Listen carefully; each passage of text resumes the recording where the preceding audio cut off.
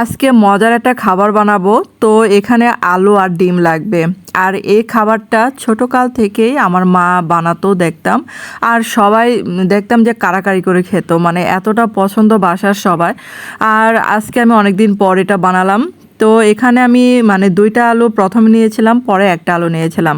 আসসালামু আলাইকুম সবাইকে, কেমন আছেন সবাই? আশা করি তো ভালো আছেন। আর আলুগুলো এরকম গ্রেট করে নিয়েছিলাম, তারপরে যে পানি দিয়ে ধুয়ে নিয়েছি। আর এই যেরকম করে চেপে চেপে পানিগুলো ফেলে দিতে হবে। আমি কিন্তু এটা মানে গ্রেট করার আগেও ধুয়ে নিয়েছিলাম, বালুটা যাতে মানে পরিষ্কার হয়ে যায়। তারপর ধোয়ার পরে কষটা যাতে মানে আলুর যে কষটা থাকে সেটা দূর করার জন্য ধুয়ে নিলাম। তারপরে যে পেঁয়াজ কুচি আর যে কাঁচামরিচ কুচি, তারপর সামান্য পরিমাণে হলুদ দিলাম, হলুদের গুঁড়া আর কি। তারপরে যে হাফ চা চামচের একটু বেশি হবে শুকনা মরিচের গুঁড়া, স্বাদ মতো লবণ, আর এই যে ভাজা জিরা গুঁড়া দিলাম, মানে হাফ চামচের আর একটু কম হবে। তারপরে যে আলুগুলো কিন্তু ভালো করে এরকম করে মাখিয়ে নিতে হবে।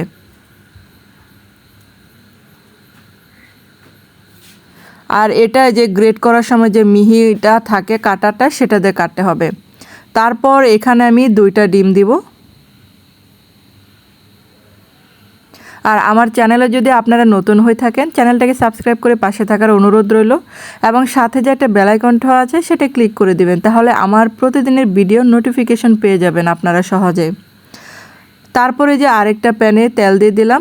তেল যদি পরবর্তীতে আবার লাগে তাহলে আবার পরে দিব। তারপরে যে এরকম করে চারিদিকে আমি এরকম ছড়িয়ে দিব।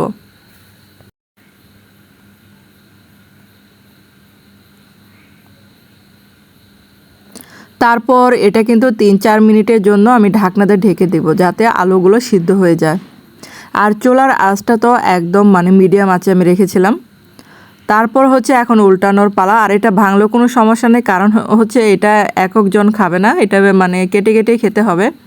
তার জন্য মানে আমিও চেষ্টা করেছিলাম যে উল্টানো যায় কিনা, না, তারপর আমি এটা কেটে নেব যাতে আমার উল্টানোটা সহজ হয়।